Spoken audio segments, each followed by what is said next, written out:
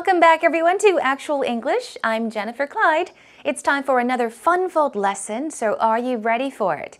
Today it's time for lesson 136 and the topic for today's lesson is matriculation. Now matriculation may sound like a very difficult word. You might not have heard the word before, but simply put, it basically means to be added or to be registered to a list, but most commonly it refers to the actual process of entering a college or university. So for example, in America, many colleges and universities, they do have formal matriculation ceremonies where they just welcome all the freshman students to their school. And in some medical schools, for example, they do wear these white gowns for the ceremonies, the matriculation ceremonies. Also in Britain, English universities, they do use the term, it's for a ceremony, just a way of accepting new students into their university. And they do wear gowns or formal gowns at a few of these matriculation ceremonies as well. So that is exactly what we'll be talking about today. Matriculation, once again, most commonly is used to refer to the process of entering a college. Okay, now are you ready? Let's get started then.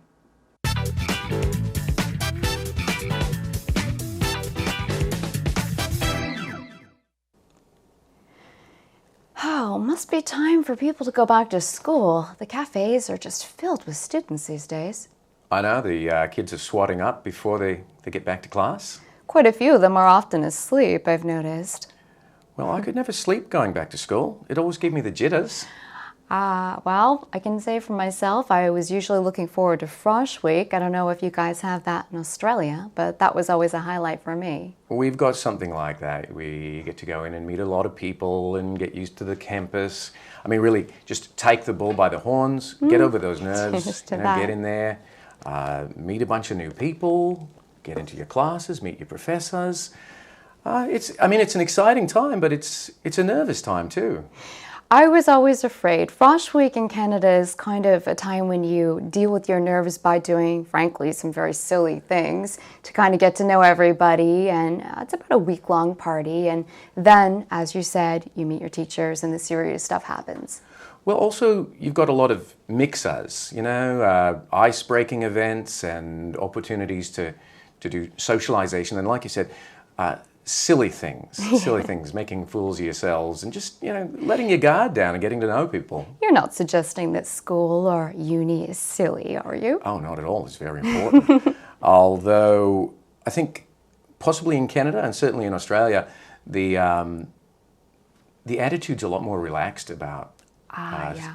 I feel that too. I feel that if I were a student in Korea, it would be very difficult for me. Frankly, I don't know if I'd be smart enough to compete. Oh, I'm sure you'd be smart enough, but it's just a different attitude. It's not every single waking moment of your life there. It's just right. One part of an entire experience.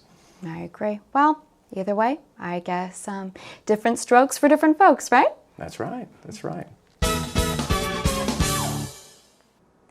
Now today, two lovely people have helped us out. We had Miles and Kelly talking about matriculation, actually entering university or college and telling us all about the freshman year, what it's like to actually start a brand new life or a career in university or college. They mentioned a lot of interesting things, many things you might have wondered, what does that mean? So let's take a look at what they mentioned in today's actual talk conversation together. Here we go. First of all, Kelly says, must be time for people to go back to school, to return to school. Perhaps vacation is over or a new semester is starting. And she says, the cafes are just filled with students these days, meaning there are many students at cafes these days. Now, Miles says, I know the kids are swatting up before they get back to class. Now, swat up, as you see, there is a star, which means that it is a pattern for today's lesson. Swat up, S-W-O-T, up, swat up, swat up. it basically means to study very, very hard, especially before an exam. So it's like cramming for something, okay? If you're gradually or continuously studying for something, that wouldn't necessarily mean to swat up. But if you suddenly study very hard, especially before a big exam, then you can use swat up. Swat up, it means to study very, very hard. So he's saying that kids or students are swatting up before they get back to class or go back to school. Now, Kelly says, quite a few of them are often asleep, I've noticed, meaning they are sleeping. Okay, we're talking about a situation where people are actually asleep, sleeping. Well, it always gave me the jitters. This is what Miles says. So, it gave me the jitters. He's talking about entering college or going back to school. He's talking about how it made him felt. But going back to school or starting a new semester or starting college or university, he says, it always gave me the jitters. It means to make you feel really anxious and nervous. So especially before a very important, a big event, we often feel very nervous, right? In that case, you can say, oh, I'm getting the jitters. We'll practice that pattern later on. All right, well, Kelly says, well, I was usually looking forward to. Look forward to something basically means that you're expecting to really enjoy something, right? She was looking forward to Frosh Week. Frosh Week. Now, this word, as a noun, it basically means freshman. Freshman in college, the first year, right? The freshman students, for example, Frosh Week. But she mentioned something about, I don't know if you guys have that in Australia, but that was always a highlight for me. Of course, they are from different places of the world, different parts of the world, and she's mentioned something about Frosh Week. So obviously, Frosh, as I mentioned, it refers to freshmen, okay? Freshman students. And week, we're talking about a week, 7 days. So it's basically a time. It's a time where students have a lot of fun. It's very exciting. There's a lot of drinking going on. There's a lot of partying going on. A lot of craziness where students actually get together, party together, meet new friends. It's a very exciting time for freshman students. So that is what a Frosh Week is. And once again, Kelly says she was always looking forward to Frosh Week because it was so exciting. Now, Miles says, we've got something like that. Okay, let's see. He's from Australia. So he says, we get to go in and meet a lot of people. Meet a lot of people and get used to the campus. So he's talking about how things are like or what things are like when you enter university, when you start school again or go back to school. So we go in, meaning go to school, meet a lot of friends, and get used to the campus. I mean, just take the bull by the horns. Get over those nerves. Get in there. Meet a bunch of new people. Get into your classes. Meet your professors. He mentions a whole bunch of things, but let's take a look at the star here. That's our pattern. Now, take the bull by the horns is an idiomatic expression. Now, imagine there's a bull in front of you, and you've got to survive, right? You've got to beat the bull in order to survive, or else you could get killed by the bull. So you grab the bull by the horns, okay? They have horns, right? So you grab it by the horns, and what do? You fight it. So when you say take the bull by the horns, it basically means to do a task, often a very difficult task, with all the strength you have. Do everything you can to accomplish something. Usually it means to confront something very difficult and do what you can do possibly. Do everything you can do. So take the bull by the horns, okay? Confront something.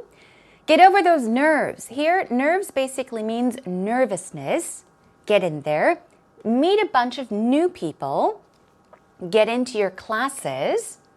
Meet your professors. And then he says, it's an exciting time, but it's a nervous time as well. Okay, let's move on and find out whatever they mention. Now, Kelly says, I was always afraid. Frosh Week once again. In Canada is kind of a time when you deal with your nerves. Deal with your nerves. Okay, I've mentioned nerves is like anxiety, nervousness. So you learn how to control your nervousness. She's basically saying that it is a time where people feel nervous. So you need to learn how to control your nerves. How? By doing some very silly things, crazy things, to kind of get to know everybody. Basically, just to have fun, try new things with people. And then she says, it's about a week-long party. That's right. Now, we're talking about Frosh Week, everyone.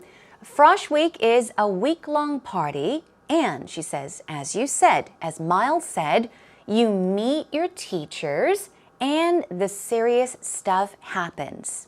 So, it's a week-long party. What is? Frosh Week is. You go to school, you meet new people, you meet new friends, you get to meet your professors, you learn about them, okay? And then after all of that, the serious stuff happens. You may wonder what that means, so let's move on.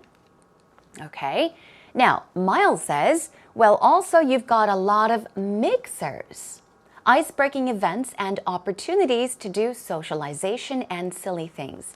So these two are so far talking about fun events, exciting events. But what Kelly meant by the serious stuff, it means by really getting down to studying very hard.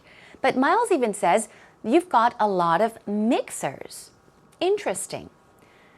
You can call people mixers. These are people that know how to socialize. They have the skills to socialize. They're very good at socializing with people. But in this case, I think he was referring to a mixer as a noun, where it's kind of like a time when you get to party. Try a lot of things in order to socialize with people, okay? We're talking about drinking, getting together, partying, for example. Those can all be mixers as well. And then he mentions a few things, such as ice-breaking events. Have you heard of what an icebreaker is? An icebreaker, for example, you meet a person or people for the first time, and in the beginning there usually is that awkwardness. People don't talk to each other. They're very quiet. They can be shy, or they may feel awkward to start a conversation. But an icebreaker is something that really just breaks that awkwardness, okay, and makes people feel a lot more comfortable. So we're talking about ice-breaking events, which means events, right, that help to break the ice. Fun events, exciting events, and opportunities to do socialization. Basically, it is to socialize, talk with people, okay, gain the knowledge of social skills, language, even getting used to the norms and the rules of a community or even a group. And then he also mentions silly things, crazy things that students do. Making fools of yourselves, okay? Making yourself look stupid and letting your guard down. That's another one of our patterns for today. Let one's guard down. What does that mean? Imagine there's you and you have your personal guards around you, guarding you. But if you let your guards down, what does it mean? It basically means that you are opening up. Simply put, means to relax, okay? Letting your guard down, meaning to relax. Now, Kelly says you're not suggesting that school or uni, meaning university, is silly, are you? And he says, oh, not at all. It's very important.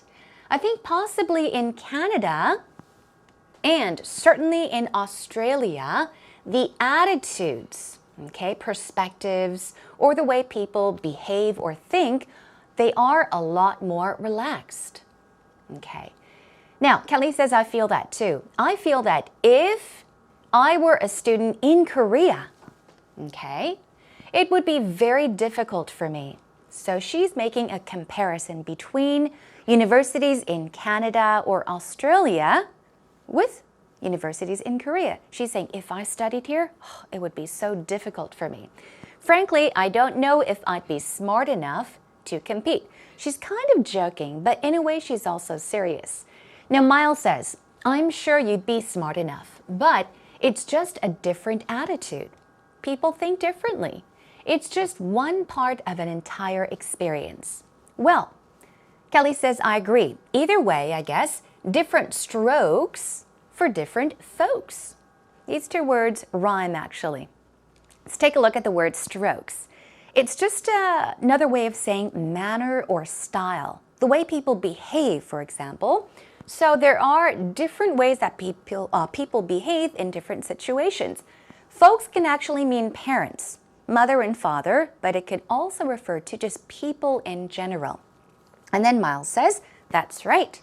So what's the idea?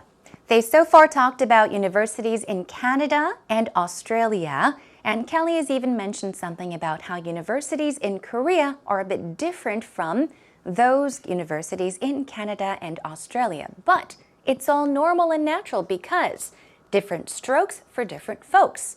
People behave differently in different situations and in different countries. All right, let's check out the conversation one more time. Oh, must be time for people to go back to school. The cafes are just filled with students these days. I know, the kids are swatting up before they get back to class. Quite a few of them are often asleep, I've noticed. Well, I could never sleep going back to school. It always gave me the jitters.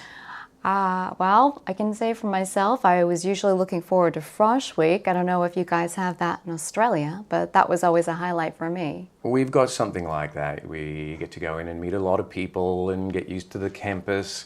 I mean, really, just take the bull by the horns, get over those nerves, get in there, meet a bunch of new people, get into your classes, meet your professors. It's an exciting time, but it's a nervous time too.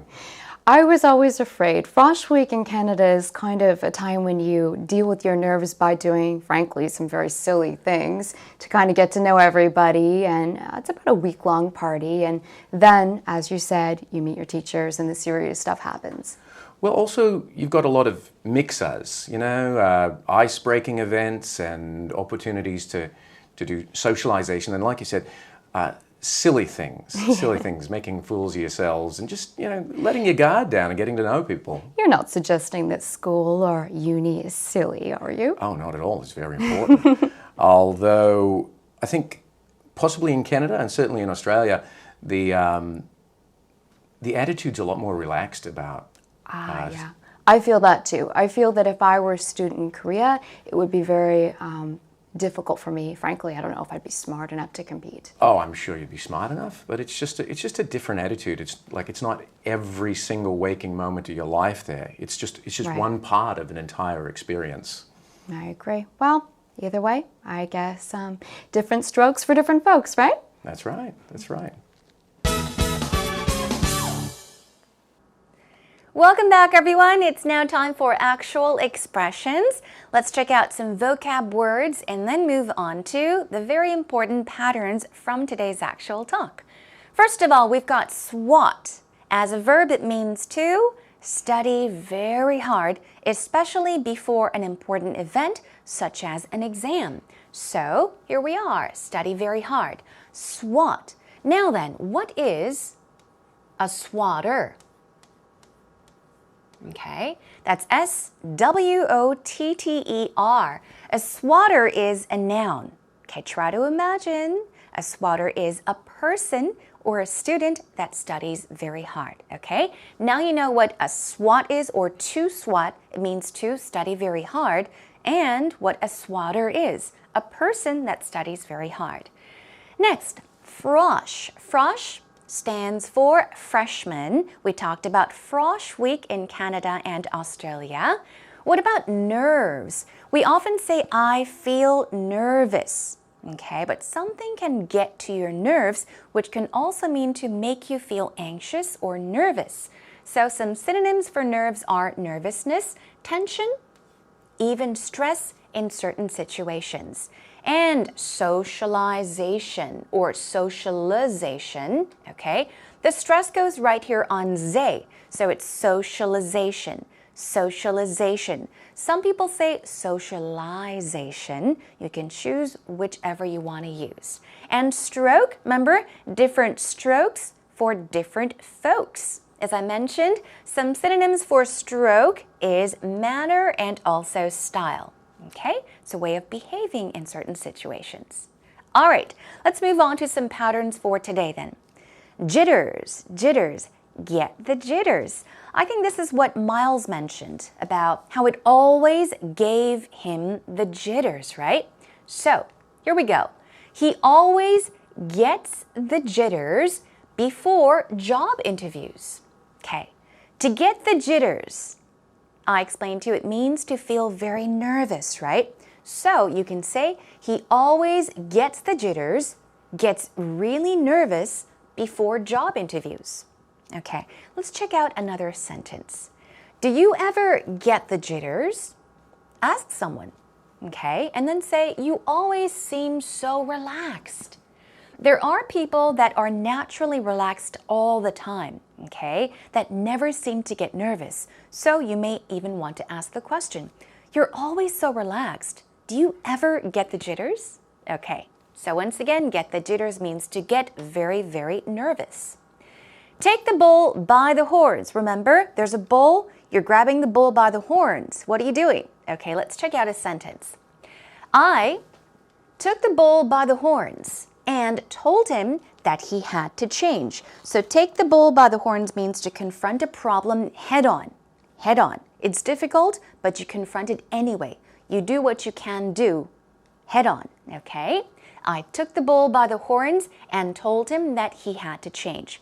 Perhaps you're saying it was difficult to tell him to change, but you did it anyway. You confronted him anyway, okay?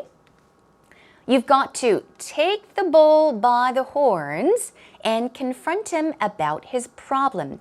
Once again, even here, we do sense that it's a difficult task or a difficult thing to do, but you're confronting a problem head on. You're grabbing the bull by the horns. Okay, let's check out our final pattern for today. Let one's guard down. Remember, you have several guards around you, protecting you, but you let them down, which means you're open, you're relaxed. Here we go. You need to learn to let your guard down if you want to make friends. That's true. You need to relax if you want to make friends. If you go to a party where there are a bunch of people that you don't know, you can't just sit in the corner and be shy. You've got to get out there, relax yourself. Let your guard down if you want to meet friends or new people. Let's check out one more sentence. Julie never lets her guard down. She just doesn't trust anyone. That's right. She doesn't trust anyone. So in this sentence, what does it mean? Julie doesn't trust anyone, so she does not let her guard down, meaning she does not really relax. She does not open up to people easily. She just doesn't trust anyone. Okay, I hope you have a good idea of what today's patterns mean, and also let one's guard down means. It means to relax, everyone. Remember them and practice them more on your own.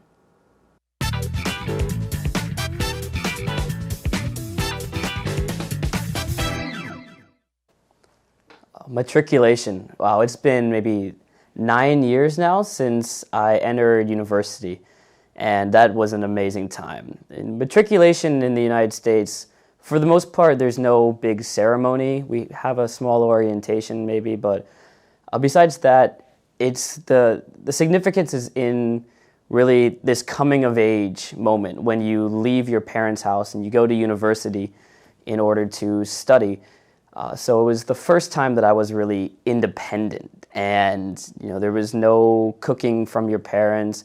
They weren't able to help you, to drive you places. You lived on your own. And so the big deal about matriculation is really this coming of age moment where you become independent, and I loved it. It's a little bit different in Korea, but I think they're mostly the same. It's just a chance to really explore who you are, find your passions. It's the moment when you can decide what path in life you're going to take, and I think it's really an amazing thing. Okay, it's time for for actual story, and we had Alex helping us out today. I really love that Alex mentioned something about it's a time to explore, find your passion, find out what your passion is, what your goal in life is. It's an amazing time. That was what he mentioned. Let's check out what else was mentioned in today's actual story. He began by saying it's been maybe 9 years now since I entered university. So he's mentioning that it's been quite a long time since he went to college. Matriculation in the United States. There's no big ceremony. We have a small orientation. Now, I did mention in the beginning of our lesson today that there are formal matriculation ceremonies, but many of them tend to be small orientations, okay? And that is what he is saying. There was no cooking from your parents. That's right, no cooking from your parents. This is when you enter college. You're away on your own. You're independent. You're away from your parents, so there's no cooking from your parents. They weren't able to help. Parents, they were not there to help you. And he says, the big deal about matriculation is really this coming of age moment where you become independent. That's right, he's mentioned some very important words here. The big deal, what's so important about matriculation is that it's this coming of age moment. Coming of age is what? It's this process, a time or a period where students, it's a transition period from puberty to adulthood. So you're growing up, and he says where you become independent, where you become an adult, where things are done on your own, and you're off on your own without your parents' help. Now check out the rest of the actual story one more time. Here it is.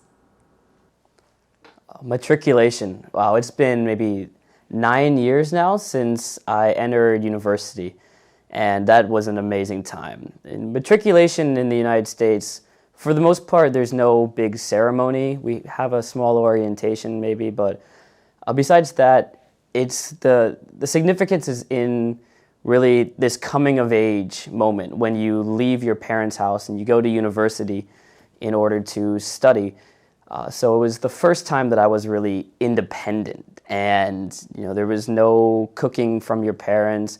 They weren't able to help you, to drive you places. You lived on your own. And so the big deal about matriculation is really this coming of age moment where you become independent, and I loved it. It's a little bit different in Korea, but I think they're mostly the same. It's just a chance to really explore who you are, find your passions. It's the moment when you can decide what path in life you're going to take, and I think it's really an amazing thing.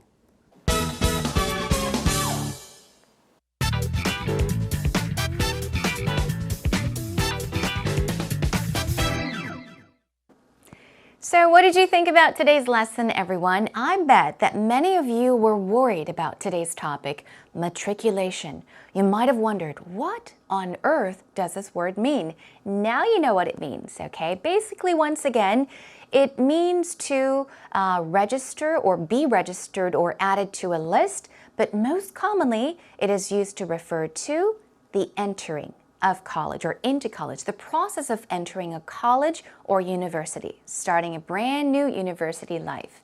Now, as Alex mentioned, it's a very important time. It's an amazing time where you get to think about and really decide what path you're going to take in life. Sometimes you may make a decision, and after graduation, you may change your mind, but I think it's one of the most important times in a student's life where you really get to decide what you want to do. You get to find out where your passions are and really think for yourself what's best for you.